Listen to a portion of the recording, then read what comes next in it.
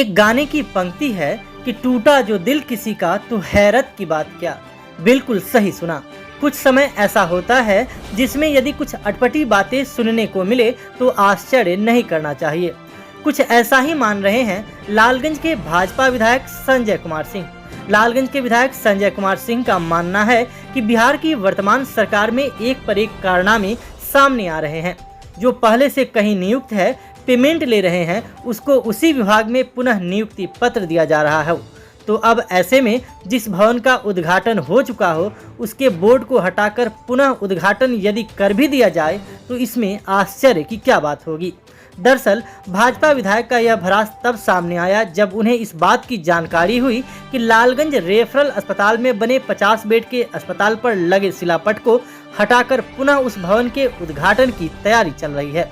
इस बात की जानकारी होने के बाद भाजपा विधायक ने सरकार पर जमकर भड़ास निकालते हुए कहा कि यह सरकार लाठी के बल पर सरकार चलाना चाह रही है। सरकार की इस रवैये से जंगल राज की याद आ रही है। जाहिर सी बात है कि 5 महीने पूर्व लालगंज के विधायक संजय कुमार सिंह द्वारा रेफरल अस्पताल परिसर में बने 50 बेड वाले नए भवन का उद्घाटन किया गया था।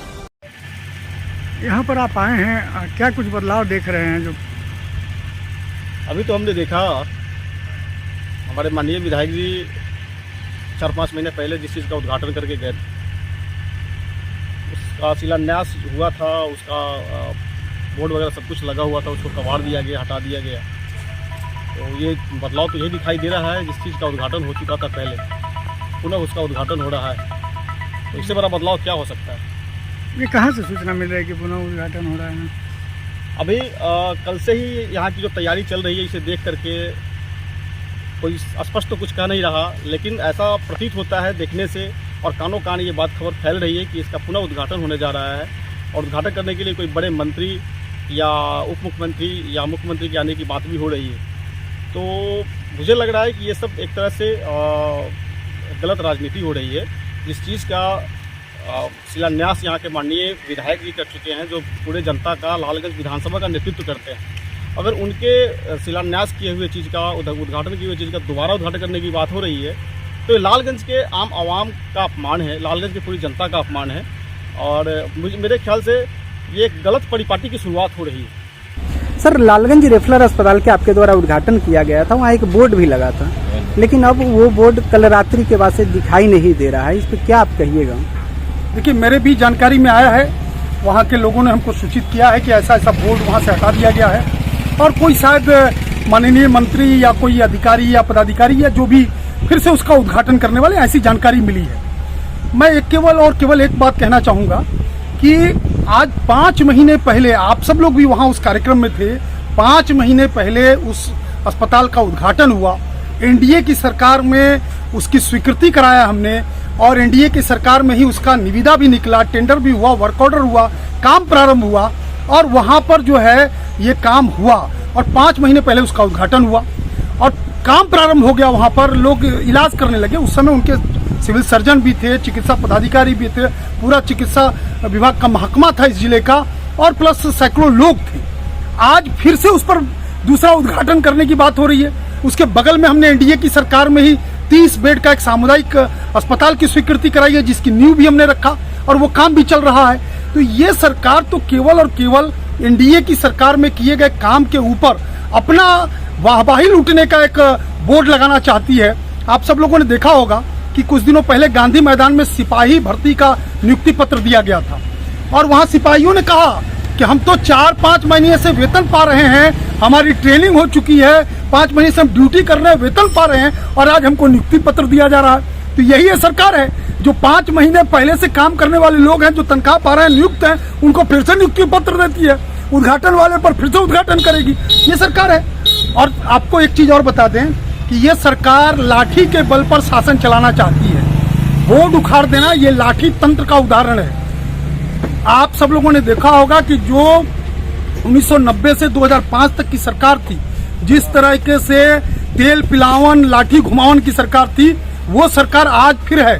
कल आप चौथे स्तंभ के आप सब लोग हैं, पत्रकार हैं, कल एक पत्रकार की हत्या कर दी गई, और उस हत्या में उनके बड़े भाई की भी हत्या पहले की गई थी, और एकमात्र गवाह थे और उस गवाह की भी हत्या कर दी गई। गवाह की भी हत्या हुई और एक पत्रकार की भी हत्या हुई।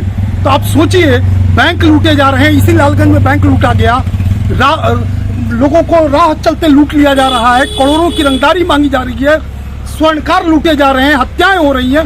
ये सरकार फिर से वही जंगल राज वाली स्थिति याद करा रही है। तो आज अगर बोर्ड हटा दिया गया तो हमको इसमें कोई आश्चर्य नहीं है। मैं तो केवल और केवल दुआ करूंगा कि लालगंज के लोगों को अच्छे स्वास्थ्य की सुविधा मुहैया हमने कराई है, वो चलता रहे। वोट किसका लगेगा इसकी चिंता हमको नहीं। एक बात और कहा जा रहा है, आप कह रहे हैं कि एनडीए की सरकार में उसकी स्वीकृति हुई है, लेकिन कुछ लोगों का कहना है कि 2020 के जून जुलाई में ही स्थल चिन्हित किया गया था और चुनाव जो है नवंबर 2020 में हुआ था। नहीं, एनडीए की सरकार थी। सरकार उस समय भी एनडीए की थी जिस समय स्थल चयन की बात अगर लोग कह रहे हैं तो। और जिस 30 बेड का अस्पताल का है वो तो मेरा स्वीकृत ही कराया हुआ है। और आप उसको दिसंबर 2021 में उसकी निविदा निकली है, उसका मेरे पास कॉपी है।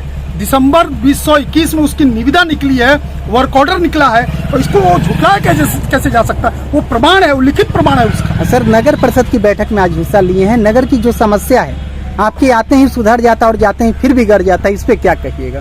देखिए, हमने अभी आग्रह किया है कि अच्छे से काम होना चाहिए। मतभेद हो सकते हैं, भिन्न भिन्न राजनीतिक दलों के साथ लोग जुड़े रहते हैं, लेकिन मनभेद नहीं होना चाहिए। विकास के काम में हम सब लोग एक साथ हैं, विकास का काम होना चाहिए। और ये अब इस बात पर तो हम कोई टिप्पणी नहीं कर सकते कि हमारे आने पर सुधरता है, फिर जाने पर बिगड़ जाता है। ये तो सब लोगों को देखने का। नूनू बाबू चौक पे आप गए थे तो जल निकासी की व्यवस्था की गई थी और पुनः अभी 10-15 दिन से वहाँ पानी लगा हुआ था। बारिश न होने के कारण पानी सूखा है, लेकिन निकाला नहीं गया था। इस पे क्या कहिएगा? देखिए, अगर ऐसा है तो हम फिर से कार्यपालक पदाधिकारी को संज्ञान में लाएंगे कि जो भी यहाँ पर इस प्रकार के कचरे अगर डंप हुए और निकासी की व्यवस्था नहीं, उसको ठीक कराया जाए। अभी हमने बैठक में भी विषय रखा है कि डीपीआर तैयार करने का प्रस्ताव पारित करके सरकार को भेजा जाए। पता चला कि 15 मार्च को शायद बैठक हुई थी, उसमें डीपीआर के लिए प्रस्ताव पारित है, परंतु डीपीआर प्रस्ताव पारित है तो अभी तक कोई कार्रवाई नहीं हुई। हमने जानना चाहा तो अभी तक उस पर कोई कार्रवाई नहीं हुई है। घाघरा नहर से लेकर के ये प्रखंड कार्यालय होते हुए मुख्य मार्ग तक की जो सड़क है उसका भी प्रस्ताव पारित है, लेकिन उस पर भी कोई कार्रवाई अभी तक नहीं हुई है। तो अभी कार्रवाई कोई नहीं हो रही है, तो हमारा एक अनुरोध है कि इस पर कार्रवाई होनी चाहिए। ये कार्रवाई की जिम्मेवारी किनकी है?